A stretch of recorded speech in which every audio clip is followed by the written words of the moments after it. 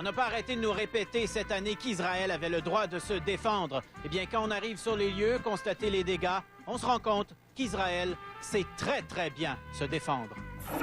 Le tout débute avec les Palestiniens qui ont l'idée brillante d'enlever un soldat israélien, ce qui est l'équivalent de sacrer un coup de pied dans le derrière d'un ours.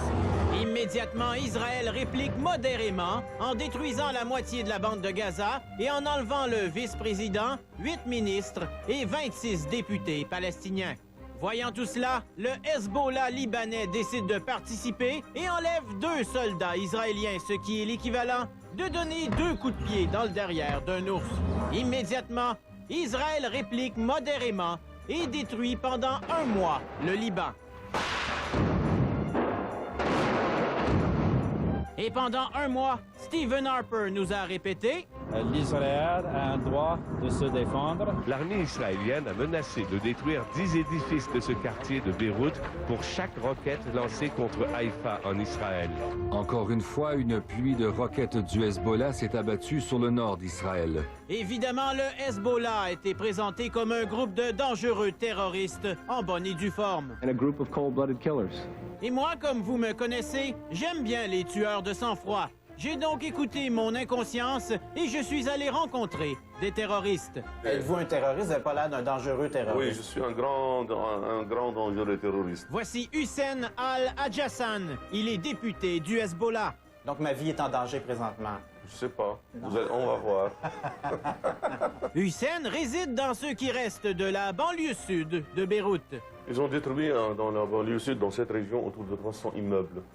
Dans chaque immeuble, il y a 10 étages. Dans chaque étage, il y a 2 ou 3 appartements. Donc, aux alentours de 7000 appartements. L'Israël a un droit de se défendre. Et quand j'ai vu le film The Patriot de Mel Gibson, comment je dois voir ça? C'est pas un résistant qui lutte contre l'occupation britannique? Oui. Est-ce que les Américains ont le droit de lutter avant 300 ans?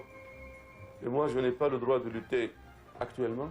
Les Québécois ont été extrêmement touchés par la situation au Liban et ne se sont pas gênés pour le manifester dans les rues, au risque de passer pour des pygmées aux yeux des vieilles Anglaises de Westmount. Barbara Kay est convaincue que le Québec est antisémite.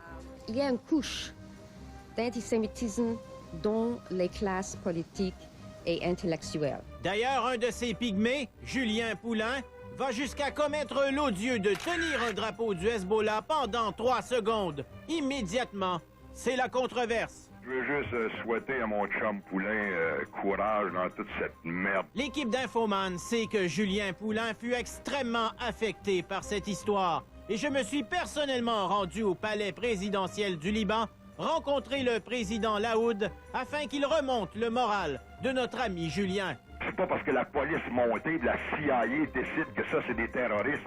Il faut embarquer là-dedans. Il faut essayer de comprendre. Ben, en attendant de comprendre, je suis un petit peu nerveux. Hi.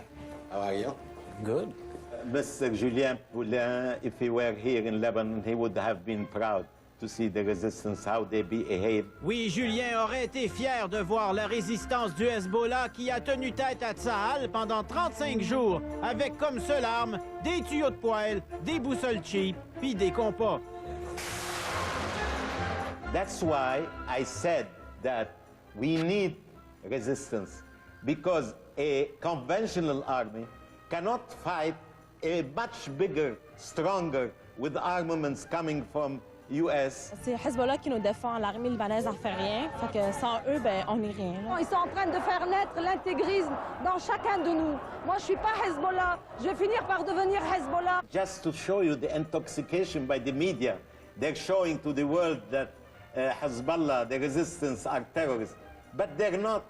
They are really wanting the independence of Lebanon. Il est tout de même surprenant de constater que sur le terrain, les partisans du Hezbollah ont plus l'air d'un club social que d'une gang de malades. Évidemment, les médias aiment beaucoup mieux présenter des plans larges de manifestations dramatiques avec des commentaires spectaculaires. Avec toujours la paralysie de Beyrouth et peut-être même la fermeture de l'aéroport international. Mais lorsqu'on est dans le monde, vous saurez maintenant qu'une manif au Liban, c'est aussi des kiosques de produits dérivés, du blé d'Inde aux couleurs du Hezbollah dans une atmosphère de festival de jazz. Mais soulignons que si le chef du Hezbollah voulait vraiment la paix, Hassan Nasrallah a déclaré à la télévision libanaise qu'il n'aurait jamais ordonné l'enlèvement de 2 Israéliens s'il avait su que cela déclencherait une guerre de 34 jours. il aurait relâché les 2 soldats israéliens qu'il détient toujours. Et en terminant, pour vous, voici les vœux de Noël du Hezbollah. Qu'est-ce que je peux vous souhaiter pour 2007? Je vous souhaite pour vous, pour les Canadiens, et pour tout homme et toute femme du monde, la prospérité, le bonheur et une belle année 2007. Donc c'est ça que je vous souhaite aussi. Merci. Ben, merci beaucoup. Bienvenue au Liban. C'est surprenant, j'ai survécu.